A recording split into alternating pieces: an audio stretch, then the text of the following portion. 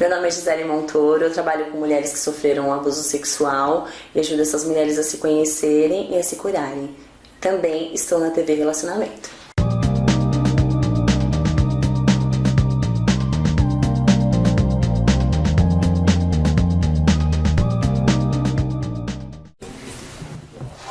Olá, internautas, iniciamos mais um programa Você é Top.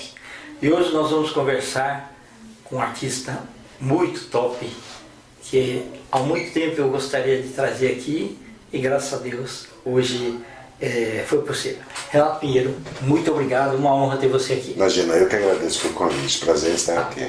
Renato, fala um pouquinho para os nossos internautas aí, um pouquinho sobre você, onde que você nasceu e que momento da sua vida que aflorou aí a veia artística. Então, meu nome é Renato Pinheiro, tenho 57 anos, sou da região do ABC Paulista, né? Ok. E essa questão com a música é uma história de longa data, assim, né? Na verdade, muito jovem, aos 10 anos eu participei de um concurso, assim, sabe? Uma coisa assim. E aí foi crescendo esse tipo de coisa. Você não era tímido, nada? Ou era um pouquinho? Não, aos 10 anos de idade eu acho que é muito difícil não ser tímido, né? Não ter o mínimo de timidez, né? Mas tinha vontade de cantar, né? Essas coisas, né?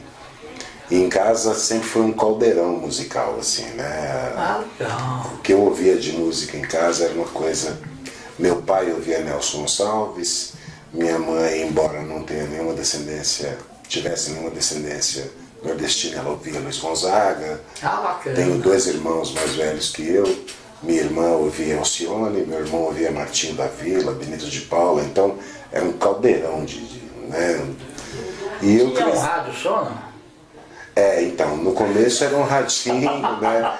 Aí tinha disputa. Depois tinha disputa, né? Aí meu irmão tinha uma alta fidelidade, não sei se você se lembra. Lembro. Era um móvel, na verdade, né? Certo. Então eu colocava lá 4, 5 discos, bolachões, e ali ficava tocando o dia todo, né? Legal. E foi assim que começou, quer dizer, depois aprendi a tocar violão já com 14, 15 anos de idade. E Sofreu um pouco ou foi gostoso? para aprender, você disse? A primeira vez tentaram me ensinar, não deu muito certo, não consegui. Na segunda vez a gente ficava, assim, aquelas reuniões de amigos na rua, né? Então acendia uma fogueira ali tinha um deles que tocava violão. E aí me deu vontade de novo, aí eu pedi para ele me ensinar um acorde, ele me ensinou um acorde, não me disse porque um dó maior era um dó maior. Certo. Ele só me mostrou como fazia um dó maior. E eu pegava o violão dele, levava emprestado, levava para casa e ficava, né? 1, 2 semanas, enquanto não saíssem todas as notas do acorde limpas, ficava sujo, né, no começo. Certo. Depois ele me ensinou o ré, e assim ele me ensinou as 7 notas maiores e as menores. Você foi aguçando o ouvido? Aguçando, eu sou muito autodidata. Depois alguns amigos me recomendaram livros que eu acabei comprando para estudar um pouco, mas sempre fui autodidata, né? Bacana, entendi. Muito legal. E o ingresso definitivamente na música veio já com 20 anos de idade. A primeira música que você tentou tocar, você lembra qual era? Lembro, Amada Amante do Roberto Carlos. Primeira música. Porque o rapaz que me ensinou violão, ele gostava muito de Roberto Carlos, então ele tocava muito Roberto. E ele me ensinou essa primeira, que era uma das mais simplesinhas, né? Bacana, legal. Aí você foi mudando um pouquinho. Então, depois, aí aos 20 anos de idade, eu fazia parte de um grupo de teatro, nós nos apresentamos lá no ABC, em Santo André, e depois fomos a um barzinho. E aí é que eu vim conhecer música. O teatro era normal uma peça teatral normal, não tinha nada musical. Então, era um grupo de teatro que era bancado pela cidade de Mauá, né, que nós fazíamos parte.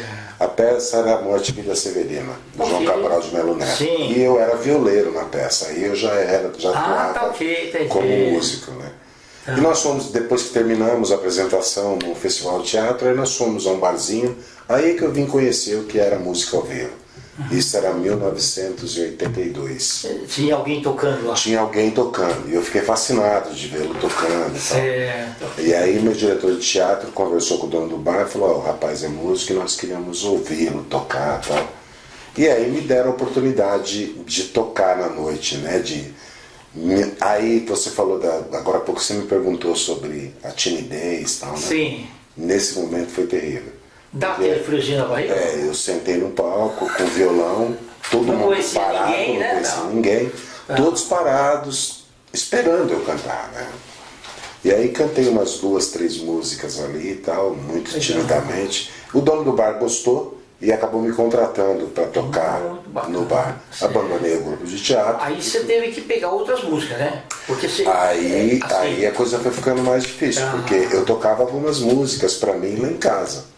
E aí eu tive que assumir tocar na noite. Então eu tive que preparar repertório. E alguns tipos de música que o pessoal goste, né? É isso, Sim, né? sim. Era uma época que as pessoas gostavam de um outro tipo de música que foge um pouco do que é hoje, né? E para minha felicidade as pessoas gostavam do que eu gostava. Legal. Então, e aí eu tive que começar a preparar repertório, né? Conheci outros músicos que também me orientaram e tal, né? E aí montei Você levava as partituras para lembrar? Levava, na época era na mão, né? Então eu escrevia letra e música, colocando nas pastas, né? Então eu colocava dentro do plástico ali. E ali o repertório, né? Certo. Mas é bom que aquilo dá uma segurança, né? Você já sabe qual que vai a próxima música. Sim, sim. Coisas, né? Eu tenho uma capacidade boa de memorizar, Que bacana. principalmente música, letra e cifras, né? Sim. Então, até porque o exercício de escrever naquela época a gente não tinha computador, então não era copiar e colar, né? Exatamente. Naquela época tinha que escrever as letras, escrever todo o sistema de cifra, isso me ajudava. Quanto mais você está praticando, mais. Isso, então eu memorizava melhor, com mais facilidade. Mas ainda assim eu deixava a pasta ali, porque uma eventual necessidade eu já olhava para a pasta para saber, né? Para não correr o risco de esquecer letra. Bacana.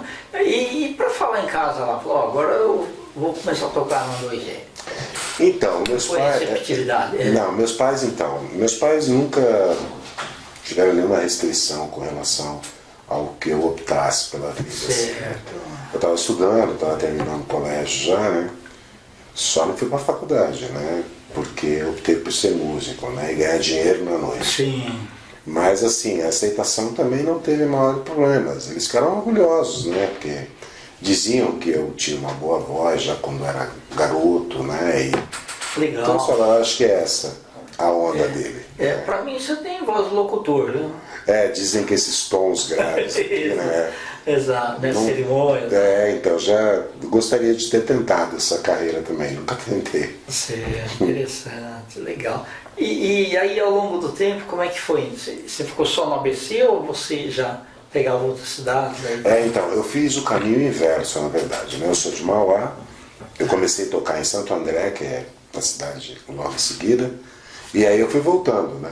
Toquei em Santo André, depois toquei em Mauá, fui para Ribeirão Pires, que é a próxima cidade, fiquei muitos anos em Ribeirão Pires. Okay. Fiz alguns eventos aqui na cidade de São Paulo, mas eram eventos fechados, eram firmas, festas de firmas, né? Gostaria de ter tocado na noite, porque a noite de São Paulo é muito boa, né, nesse sentido. Mas tem a questão do acesso, né? Você morar em Mauá e trabalhar em São Paulo, com horário de músico do jeito que, como você sabe, sim, é um horário muito fora de tudo, né? Okay. Ou seja, tocar até 2 horas em São Paulo e depois ir embora para casa como? É verdade, Então, fiquei um pouco frustrado com isso, que eu gostaria de ter vindo para cá tocar na noite, mas envolvia uma logística muito complicada, né? Então, acabei ficando por lá também. Depois fui pro Japão, né? Aí então, conta aí como é que foi assim. Até aqui era experiência nacional só, né? Isso. E você sempre se aprimorando aí. Sim, claro. Tá. Como é que foi? É difícil para o músico quando começa ser descoberto por alguém assim? Alguém que pode ajudá-lo na carreira, você diz? Não é hoje talvez com o negócio do YouTube e tudo mais, postar uma música seja... Hoje existem esses canais que estão facilitando, inclusive para muitos que optaram por utilizar essa prática mesmo. Porque a coisa de você ser descoberto na TV é muito difícil hoje em dia, né? Então, YouTube e as redes sociais estão auxiliando muito. Muitos estão investindo maciçamente nisso, né? Ok. Naquela época não, naquela época ainda era coisa de festival, né? Você teria que participar dos festivais e talvez ter alguém conhecido ali que pudesse gostar do que esteja, né, do que estava vendo e resolver investir, ajudar de alguma forma, né? Tá. E o olho clínico aí que te levou para o Japão, como é que foi? Então, essa coisa do... eu fui casado com descendente de japonês, né? A mãe dos meus filhos é japonesa. Tá. E aí, em 95, ela foi em 93 para o Japão e 2 anos depois eu fui. Uma situação também difícil, porque eu estava indo rumo ao desconhecido e numa condição em que eu não podia sair daqui com o trabalho arrumado, que é o que mais acontece com a maioria dos descendentes de japoneses ou quem se propõe para o Japão, né? No meu caso, eu não tinha como conseguir trabalho para ir daqui para lá. Então eu fui como turista, com visto de 3 meses só. Mas aí chegando no Japão, eu conheci algumas pessoas, gente de um jornal, International Press, que acho que você, não sei se você se lembra, é um jornal bastante conhecido lá. E ele foi me apresentando pessoas até que me mostrou um estabelecimento, me apresentou no estabelecimento, e aí se interessaram pelo Renato cantor, né? Você tinha levado violão? Não tinha. Acabei comprando lá depois né? Porque não dava para ficar sem, aí fui numa loja, instrumentos maravilhosos, usados e maravilhosos. Aí comprei um violão e aí comecei a tocar nessa casa. Tocar música brasileira? Música brasileira, porque embora os donos eram japoneses, a casa era voltada para o público brasileiro. Então tinha uma loja de produtos brasileiros, um açougue e um restaurante. Você achava até feijão lá? Achava, na época que eu cheguei lá já achava. Diz que anterior a isso, diz que era um pouco mais difícil, né? Picanha também é difícil. Isso, só que era assim, não, você está falando sobre esses... a carne, por exemplo, quando eu cheguei lá, a história que eu escutei é que não podia, o Japão não aceitava importar a carne brasileira porque a distância era muito longa, então o valor era caro. Eles importavam da Austrália, né, se não me engano, né? E aí eu comecei a tocar nessa casa, samba, fazendo samba para brasileiro mesmo e uma série de outras nações assim. Você tinha alguém que te ajudava ou não? Conheci 2 percussionistas, que legal, né, e nós montamos um trio ali, né? É bom que um incentiva o outro aí, né? Sim. E aí começamos a tocar nessa casa. E aí o curioso é que assim, eu falando português, né, tocando para japoneses, para brasileiros, mas para japoneses, para americanos, para várias nações aqui da América Latina, para russos. Então todos tinham a curiosidade de conhecer feijoada e caipirinha. Queriam ir nesses lugares para comer feijoada e tomar caipirinha. Né? Fiquei muito tempo, fiquei 8 anos no Japão, acho que 7. E essa casa sabia fazer caipirinha lá também? Os brasileiros trabalhavam lá, só os donos eram japoneses. Mas fazia também a caipirinha? Fazia caipirinha. Feijoada não, né? Também a feijoada, tinha churrasco também. Certo, interessante. A verdade é que assim, o mundo quer conhecer culinária brasileira, principalmente feijoada, né? E bebidas como caipirinha, né? Drinks como caipirinha é uma coisa que todo mundo quer conhecer, né? E gostam muito, né? Quando experimentam, né? Entendi.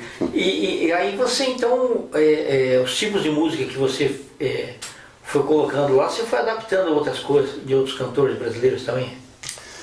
Basicamente eu tive que fugir um pouco da minha origem musical, porque eu estava tocando no Japão para a comunidade brasileira e a comunidade brasileira queria ouvir exatamente o que estava tocando naquela época aqui no Brasil. Então o que acontecia? Era o pagode, era o axé, que eram as coisas da Bahia, né? Que estava entrando no mercado aqui, né? Alguma coisa de sertanejo também, mas muito pouca coisa, que com essa voz eu não conseguia. O funk também pedia? Não, funk não. Até porque a formação da banda era mais para esse tipo de música mesmo, né? Pagode, as coisas do axé, da Bahia. Legal. E os estrangeiros gostaram do pagode e do axé? Não, gostavam muito. Sempre gostaram muito. Queriam dançar, não Que tinham legal. muito talento para dançar samba, essas coisas. Tá. Mas Como diversão tá bom, né? Como a música você não precisa dançar, você precisa sentir. Exato. Né? A música é isso, né? Você não precisa dançar igual um brasileiro dança. Né? Ela tem essa linguagem de você sentir, gostar do que está ouvindo. Né? Ô, Renato, como é que faz, por exemplo, para você entrar lá em cena e ter certeza, por exemplo, que você não esqueceu a letra de alguma música? Você treina alguma coisa antes também? Na verdade, corre-se esse risco, né? Sim, mas mesmo assim você ensaia também, né? Mesmo tocando tudo à noite, você às vezes ensaiava ainda. Então, eu te falei da minha boa memorização, Certo, né? ok. Então, aconteceu na noite, num determinado trecho de uma música, foge aquela frase, Tá. né? E aí você tem que ter alguns macetes para saber sair desse tipo de situação. Certo. Ou simplesmente, assim, as pessoas também entendem que repertório de músico que trabalha à noite é muito grande. Então é lógico que você corre o risco de esquecer uma determinada letra, um trecho de uma letra de uma música ali às 10 horas da noite. Você começou a tocar às 8 horas. 10 horas da noite você está tocando uma música, mas as pessoas também entendem isso. Né? Agora, há que se tomar sempre cuidado, por isso a minha pasta sempre esteve ali. Né? E eu cantando, às vezes, na maior parte das vezes eu não precisava olhar, porque eu já tinha decorado, mas ela estava ali. Ao menor sinal de qualquer coisa, eu sabia que ela estava ali, né? Perfeito. Quando você, sei lá, sai de férias um mês e volta, tem que ensaiar um pouco mais antes de... Não, Quer dizer, músico assim funciona, Kendi. Músico tem o exercício de estar com o seu instrumento todo dia. Ok. E isso trabalhando na noite. Tá, é o instrumento do trabalho, né? Então há que se estar com ele, estudando sempre, tá. né?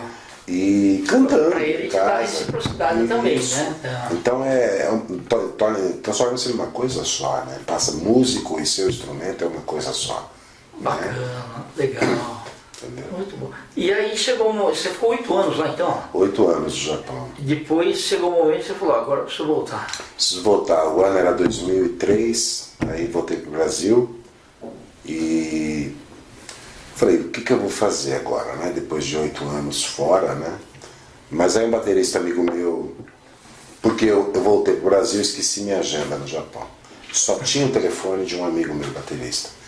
Aí liguei para ele, falei que estava voltando, ele falou, então, eu estou com o pessoal aqui, a gente está numa formação de jazz e de bossa nova, e a gente está precisando de um vocalista, você não quer voltar para a noite para a gente trabalhar junto? Aí entrei nessa banda, né, grandes amigos, trabalhamos juntos durante muito tempo.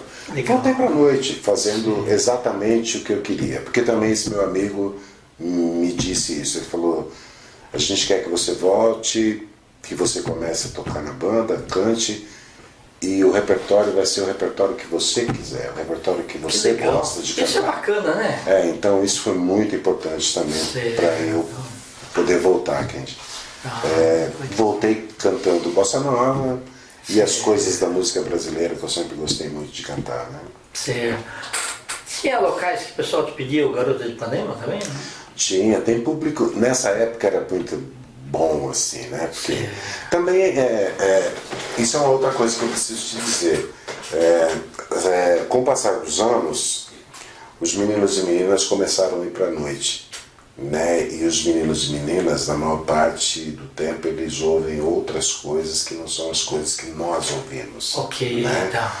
Então, num dado momento, os pedidos que estavam chegando para mim já não era para eu tocar e cantar mais, né? Talvez por isso também que eu optei por dar uma parada na noite, fazer outras coisas e tal. Então, voltando à sua pergunta, naquela nossa época, tinha todos os pedidos, inclusive muita coisa de bossa nova, como Garota de Ipanema, como tantas coisas, né? Muito legal, bacana. Ô Renato, e nós estamos aí nos instantes finais, tá? Eu queria saber se você quer deixar os seus contatos. Sim. Tá? Fique à vontade. Sim, eu gostaria de deixar contato para quem quiser contratar o Renato, né, para trabalhos. Meu telefone é código 11 99671 8504. E meu e-mail é renato.pinheiro16@hotmail.com. Mais uma vez eu quero agradecer a oportunidade. Obrigado, eu que agradeço. Muito obrigado. Viu? Tá bom. Muito obrigado. Imagina. Internautas, com os agradecimentos a esse grande músico, Renato Pinheiro, nós finalizamos mais um Você é Top. Um grande abraço e até a próxima.